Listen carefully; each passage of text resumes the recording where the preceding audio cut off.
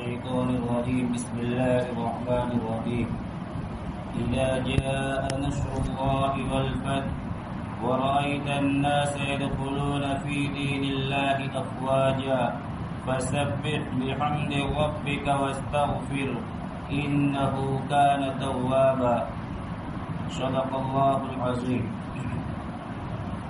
جب اللہ تبارک تعالیٰ کی مدد اور فتح آ جائے اور آپ لوگوں کو دیکھیں کہ وہ فوج در فوج گروہ در گروہ اللہ کے دین میں داخل ہو رہے ہیں، تو اپنے پروردگار کی حمد کے ساتھ اس کی تسبیح بیان کیجیے اور اللہ سے مغفرت چاہیے، بے شک وہ بہت معاف کرنے والا ہے.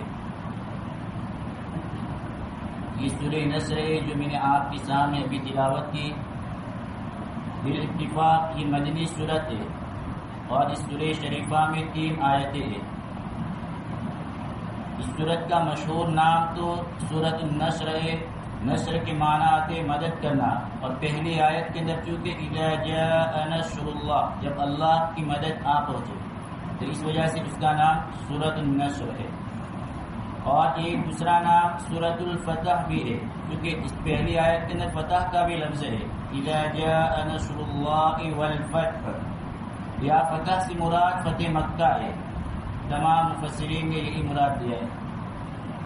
اور تیسرا نام سورۃ التودیع بھی ہے. تودیع کے معنی آتے رخصت کرنا، الوداع کہنا. چونکہ اس سورہ شریفہ میں حضرت نبی پاک صلی اللہ علیہ وسلم کے وفات کے قریب ہونے کی طرف اشارہ ہے، اس لیے اس سورت کا نام سورۃ التودیع بھی ہے.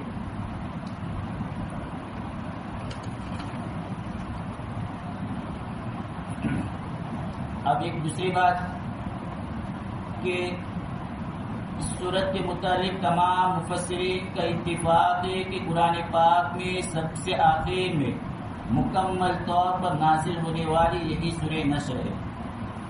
مکمل کوئی سورت سب سے آخر میں نازل ہوئے تو یہی سورہ نصر ہے.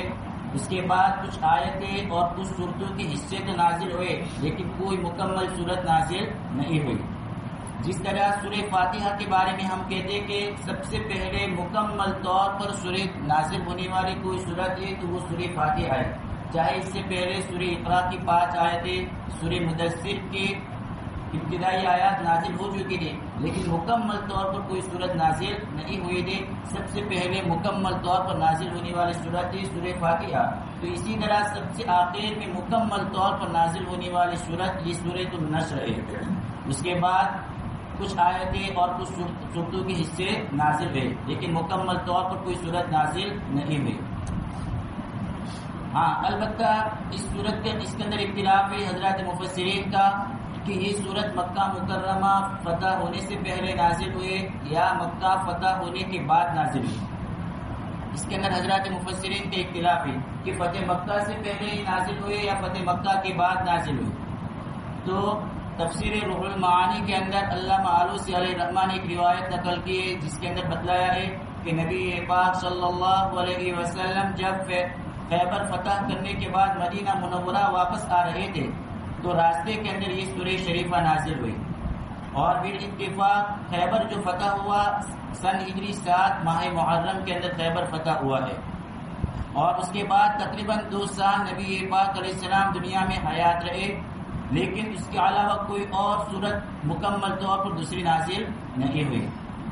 ایک روایت حضرت عبداللہ ابن عمر رضی اللہ عنہما کی روایت ہے کہ یہ صورت یعنی سورہ نصر حجۃ الوداع کے موقع پر جب اللہ کے نبی نے اپنا آخری حج ادا فرمایا، حجۃ الوداع کے موقع پر ایام تشریق کے دوران جب نبی پاک علیہ السلام مینا میں قیام پذیر تھے اس وقت یہ صورت نازل ہوئی.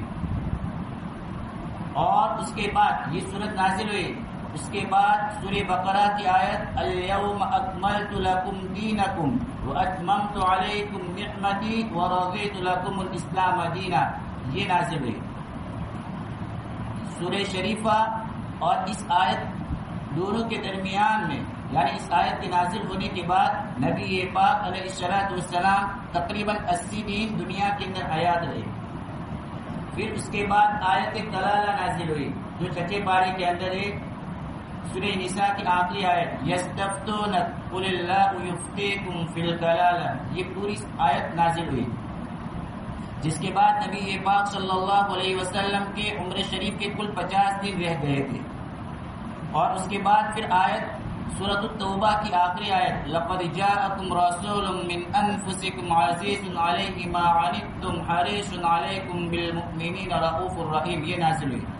اس کے بعد نبی پاک علیہ السلام کی عمر شریف کے کل 35 دن باقی رہ گئے تھے، اور سب سے آخر میں سورہ بقرہ کی ایک آیت واتقوا یوما ترجعون فیہ الی اللہ نازل ہوئی۔ اس وقت نبی پاک علیہ السلام کی عمر شریف کے کل 21 دن اور ایک روایت کے مطابق 7 دن باقی رہ گئے تھے، پھر اس کے بعد آپ دنیا سے پردہ فرما گئے۔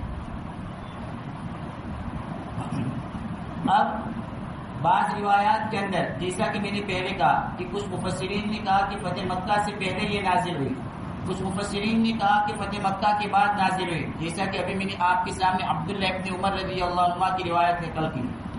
تو جن روایات میں فتح مکہ کے بعد یا فتح مکہ میں اس کا نازل ہونا یا حجۃ الوداع میں اس کا نازل ہونا بیان کیا گیا ہے، تو اس کا مطلب یہ ہے کہ اس موقع پر نبی پاک علیہ السلام نے یہ صورت پڑھی ہوگی، تو جس سے لوگوں کو یہ خیال ہوا کہ یہ صورت شاید ابھی نازل ہوئی ہے۔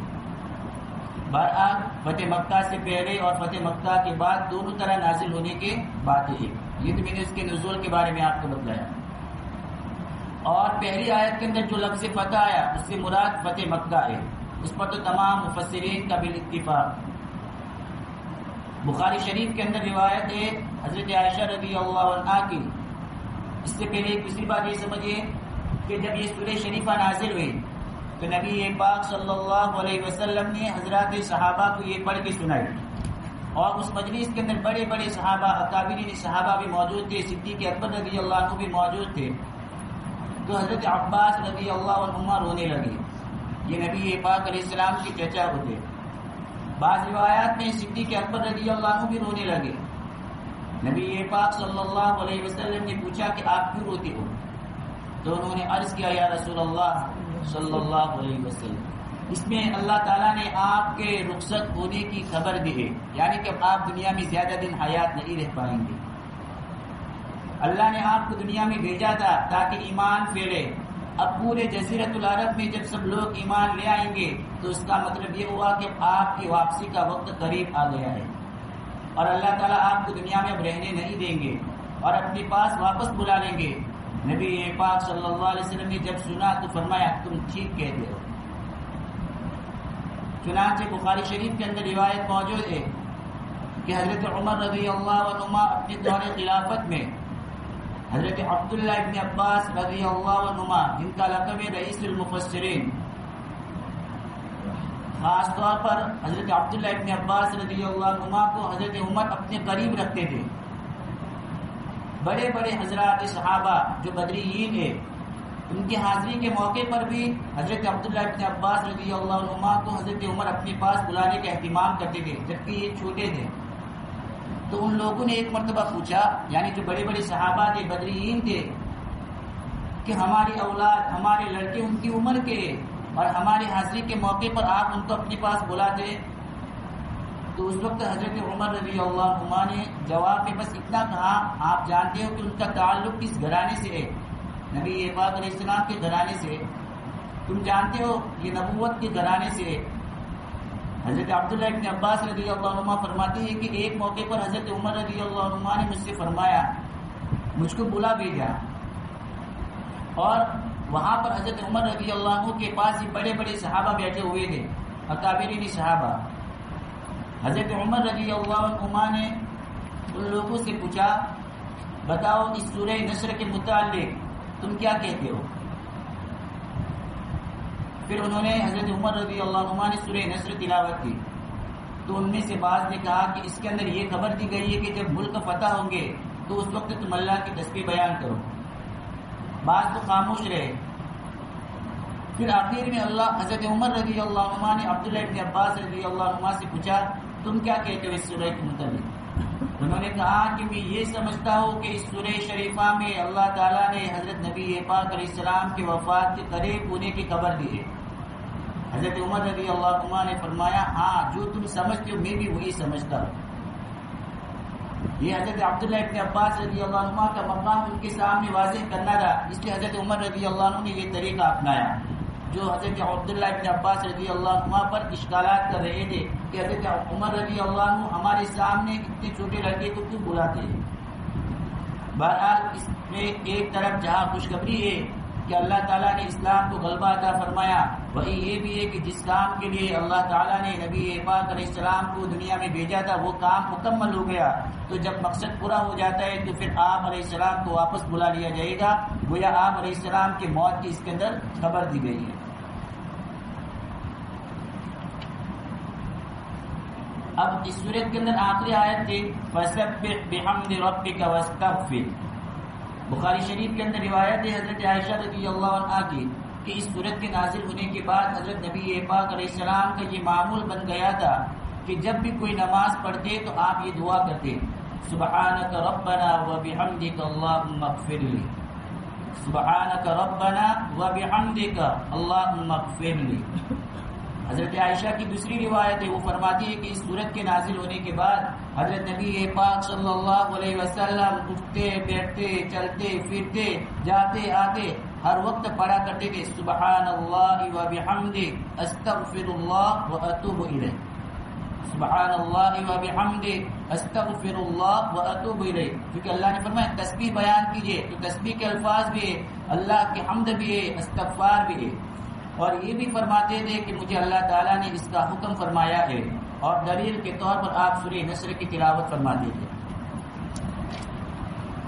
اسی طرح حضرت ابو ہریرہ رضی اللہ عنہ کی ایک روایت ہے کہ اس سورت کے نازل ہونے کے بعد حضرت نبی پاک علیہ السلام عبادات میں بہت زیادہ مجاہدہ فرمانے لگے، بہت محنت کرنے لگے، یہاں تک کہ آپ کے پاؤں مبارک پر ورم آ گیا. اذا جاء نصر اللہ والفتح، جب اللہ تعالیٰ کی مدد اور فتح آ جائے. اب جیسا کہ میں نے شروع کے اندر بیان کیا فتح سے مراد فتح مکہ ہے. اب نبی پاک علیہ السلام کی شروع کی زندگی کے بارے میں کچھ سن لیجئے. نبی پاک علیہ السلام کی ولادت باسعادت مکہ مکرمہ میں ہوئی 9 ربیع الاول پیر کے دن صبح کا وقت، اور اگر عیسوی تاریخ دیکھنے جائیں تو 20 اپریل 571.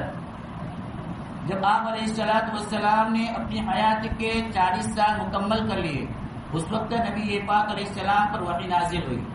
اور اس کے بعد ایک وقت آیا کہ جب آپ پر یہ آیت کریمہ نازل ہوئی وَأَنذِرْ عَشِيرَتَكَ الْأَقْرَبِينَ، کہ اس وقت نبی پاک علیہ السلام نے قبیلہ قریش کی شاخوں اور اپنے خاندان کے بعض افراد کو نام لے لے کر صفا پہاڑی کے پاس جمع کیا اور اللہ کے حکم کے مطابق اس کے عذاب سے ڈرایا، جیسا کہ پچھلے ہفتے سورہ لہب کی تفسیر کے اندر میں آپ کے سامنے تفصیل سے نقل کر چکا ہوں. اس طرح آپ علیہ السلام لوگوں کو ایمان اور اسلام کی دعوت دیتے رہے، لیکن مکہ والوں نے اس دعوت پر ایمان لانے کی بجائے حضرت نبی پاک علیہ السلام کی مخالفت کی، اور صرف مخالفت ہی نہیں بلکہ آپ صلی اللہ علیہ وسلم کو اور آپ پر ایمان لانے والے لوگوں کو بہت تکلیفیں پہنچائی، اور ظلم و ستم کی کوئی شکل ایسی نہیں تھی جو انہوں نے نبی پاک علیہ السلام اور ایمان لانے والوں کے ساتھ اختیار نہ کی ہو. سخت گرمی کے زمانے میں تپتی ہوئی ریت پر ان کو لٹا دیا جاتا تھا اور اوپر پتھر کی سیر رکھ دی جاتی تھی، اس طرح انگاروں پر ان کو لٹایا جاتا تھا. حضرت خباب رضی اللہ عنہ کا واقعہ حکایات صحابہ میں حضرت شیخ نے نقل کیا ہے کہ ان کی چربی کے پگھلنے سے انگارے بجھتے تھے. ایسی سخت تکلیفیں پہنچائی گئی تھی حضرت صحابہ کو، کوئی تکلیف ایسی نہیں تھی جو نہ پہنچائی گئی ہو. وحی کے نازل ہونے کے بعد تقریباً 13 سال تک نبی پاک صلی اللہ علیہ وسلم نے مکہ المکرمہ میں گزارے، لیکن مکہ والوں کی بڑی تعداد وہ تھی جو ایمان نہیں لائی تھی. اور نبی پاک صلی اللہ علیہ وسلم کو جب ان کی طرف سے مایوسی ہو گئی تو حضرت نبی پاک صلی اللہ علیہ وسلم حج کے موقع پر آنے والے عرب کے دیگر قبائل کے پاس جا کر ان کو ایمان اور اسلام کی دعوت دیتے تھے، چونکہ حج کے زمانے میں عرب کے دوسرے قبیلے بھی مکہ مکرمہ آیا کرتے تھے. اور نبی پاک علیہ السلام ان سے یہ درخواست بھی کرتے تھے کہ آپ مجھے اپنے علاقے میں لے جاؤ اور مجھے اللہ کے حکم کو اللہ کے بندوں تک پہنچانے کا موقع دو، میری مدد کرو.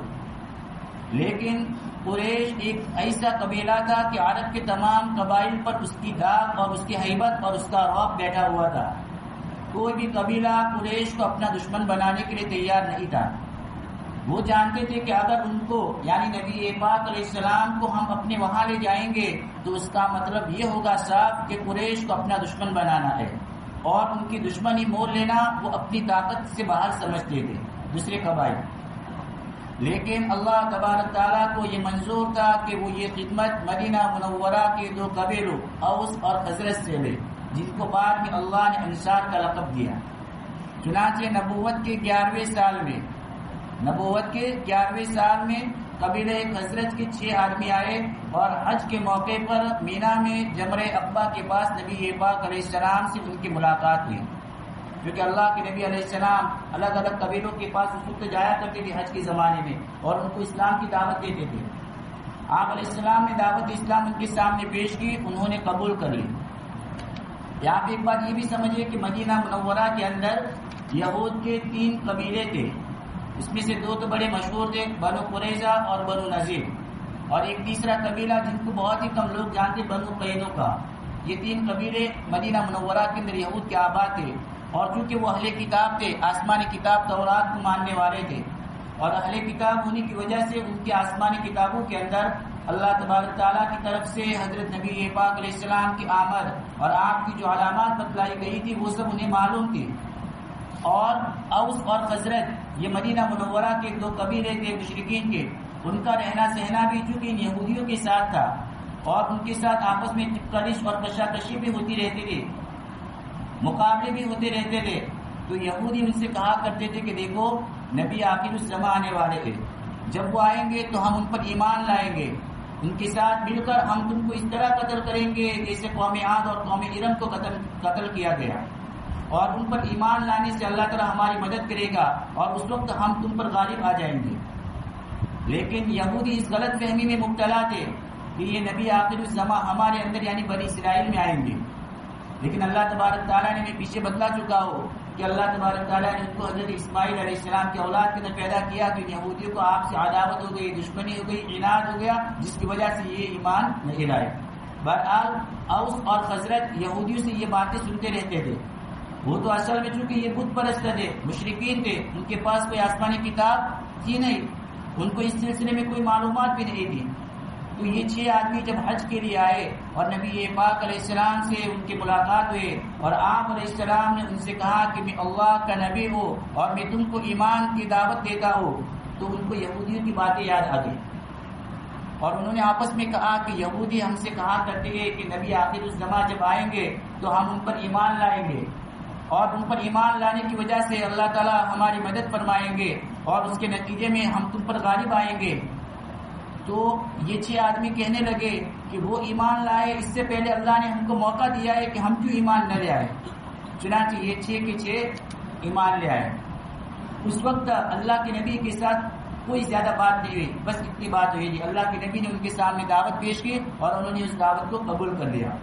البتہ انہوں نے اتنا کہا کہ آئندہ سال ہم دوبارہ آپ سے ملاقات کریں گے اس جگہ پر. چنانچہ دوسرے سال حج کے موقع پر 6 کے بجائے اب 12 آدمی آئے. ان 12 میں سے 5 تو وہی تھے جو پچھلے سال آئے تھے, باقی 7 نئے تھے. اب پھر نبی پاک علیہ السلام سے ملاقات ہوئی, آپ نے ان کے سامنے دعوت پیش کی تو وہ ایمان لا دی اور اللہ کے نبی کے ہاتھ پر انہوں نے ایمان قبول کر لیا. اسی کو کہا جاتا ہے بیعت عقبہ اولا, بیعت عقبہ اولا.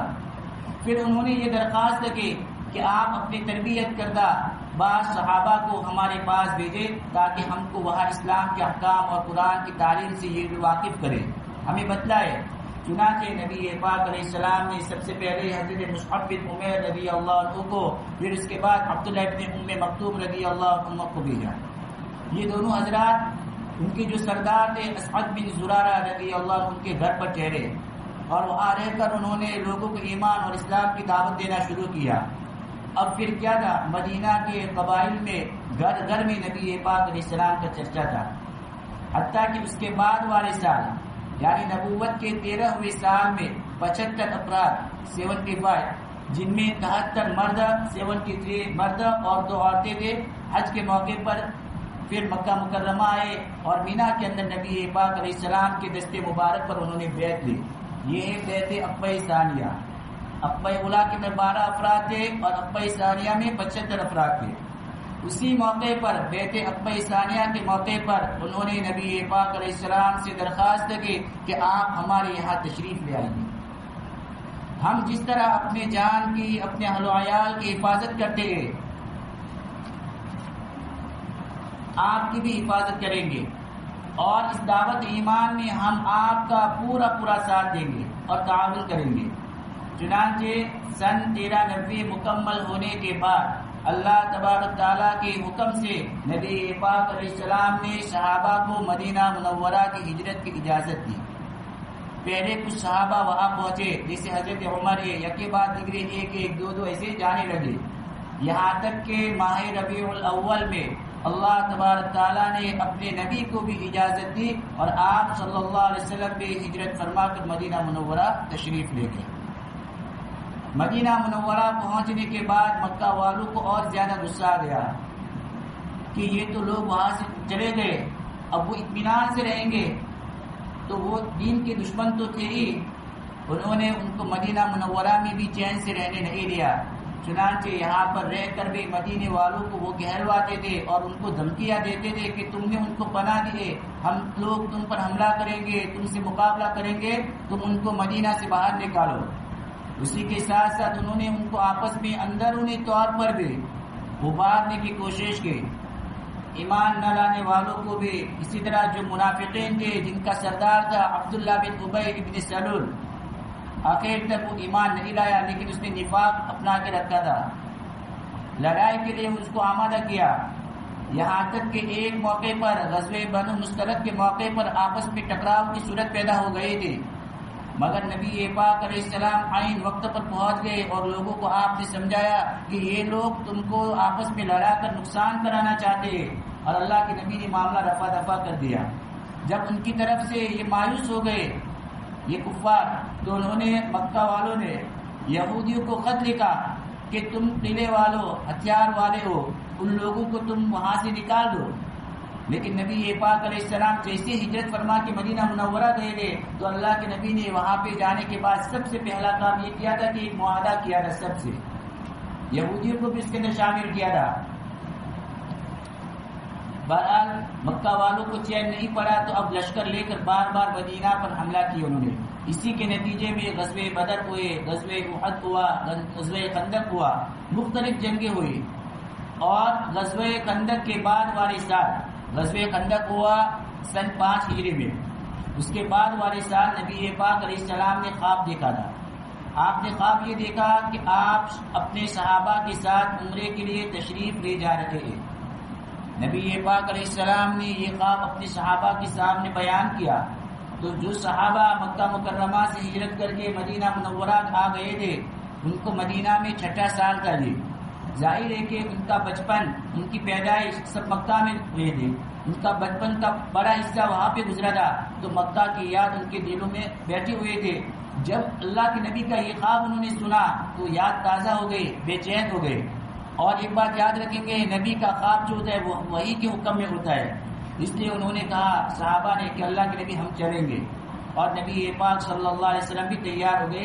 یہ صلح حدیبیہ کا کچھ قصہ میں نے آپ کے سامنے بیان کیا، انشاءاللہ آئندہ ہفتے پورا اس کا تفصیلی واقعہ آپ کے سامنے نقل کروں گا. بس آج اسی پر ہم اپنی بات کو ختم کرتے ہیں کیونکہ اس کے بعد صلح حدیبیہ بھی ہے، اس کے بعد فتح مکہ ہے. یہ دونوں واقعے اس صورت سے تعلق رکھتے ہیں تو اس کا کچھ حصہ بھی میں آپ کے سامنے آئندہ نقل کروں گا. اللہ تبارک تعالیٰ قرآن احکام کے مطابق زندگی گزارنے کی ہم سب کو توفیق عطا فرمائے. سبحانك اللهم وبحمدك وتبارك اسمك وتعالى جدك ولا اله غيرك. سبحان الله وبحمده عدد خلقه ورضا نفسه وزينة عرشه ومداد كلماته. لا اله الا انت سبحانك انا كنا ظالمين. اللهم صل على سيدنا مولانا محمد وعلى ال سيدنا مولانا محمد وبارك وسلم. ربنا ظلمنا انفسنا وان لم تغفر لنا وترحمنا لنكونن من الخاسرين. ربنا فاغفر لنا ذنوبنا وكفر عنا سيئاتنا وتوفنا مع الابرار. اللهم نور قلوبنا بالقرآن وزين أخلاقنا بالقرآن ونجنا من النار بالقرآن وأدخلنا الجنة مع الأبرار بالقرآن يا عزيز يا غفار يا حنان يا منان يا ذا الجلال والإكرام. اللهم آنس وحشتنا في قبورنا. اللهم ارحمنا بالقرآن العظيم واجعله لنا إماما ونورا وهدى ورحمة. اللهم ذكرنا منه ما نسينا وعلمنا منه ما جهلنا وارزقنا تلاوته آناء الليل وآناء النهار واجعله لنا حجة يا رب العالمين. اللهم اغفر لنا وللمؤمنين والمؤمنات والمسلمين والمسلمات وألف بين قلوبهم وأصلح ذات بينهم وانشرهم على عدوك وعدوهم. اللهم العن الكفرة الذين يشدون عن سبيلك ويكذبون أولياءك ويقاتلون رسلك. اللهم خالف بين كلمتهم وشتت شملهم وفرق جمعهم وخرب بيوتهم ودمر ديارهم وكسر أعمالهم وقرب آجالهم وأنزل بهم بأسك الذي لا ترده عن القوم المجرمين. اللهم خذهم أخذ عزيز مقتدر. اللهم خذهم أخذ عزيز مقتدر. اللهم أهلكهم كما أهلكت عادا وثمود. اللهم أهلكهم كما أهلكت عادا وثمود. اللهم سلط عليهم كلبا من كلابك. اللهم سلط عليهم كلبا من كلابك. اللهم إنا نجعلك في نحورهم ونعوذ بك من شرورهم. اللهم لا تسلط علينا من لم يرحمنا بذنوبنا. اللهم لا تسلط علينا من لم يرحمنا بذنوبنا. اللهم انصر الإسلام والمسلمين في فلسطين وفي الشام وفي بلاد الهند. اللهم انصر الإسلام والمسلمين في فلسطين وفي الشام وفي بلاد الهند. اللهم انصر الإسلام والمسلمين في كل زمان ومكان وحين. اللهم حرر المسجد الأقصى من الغاصبين اليهوديين. اللهم حرر المسجد الأقصى من الغاصبين اليهوديين واقتل اليهود والنصارى والمجوس والمشركين. واقتل اليهود والنصارى والمجوس والمشركين وأهلك اليهود والنصارى والمجوس والمشركين. اللهم إنا نعوذ بك من الغفلة والحيرة والذلة والمسكنة. اللهم إنا نعوذ بك من الفتن ما ظهر منها وما بطن. اللهم إنا نعوذ بك من إبليس وجنوده. اللهم إنا نعوذ بك من يوم السوء ومن ليلة السوء ومن ساعة السوء ومن شهر السوء. اللهم إنا نعوذ بك من المأثم والمغرم. اللهم إنا نعوذ بك من البؤس والتباؤس. اللهم إنا نعوذ بك من البرص والجنون والجذام وسيء الأسقام. سبحان ربك رب العزة عما يصفون وسلام على المرسلين والحمد لله رب العالمين.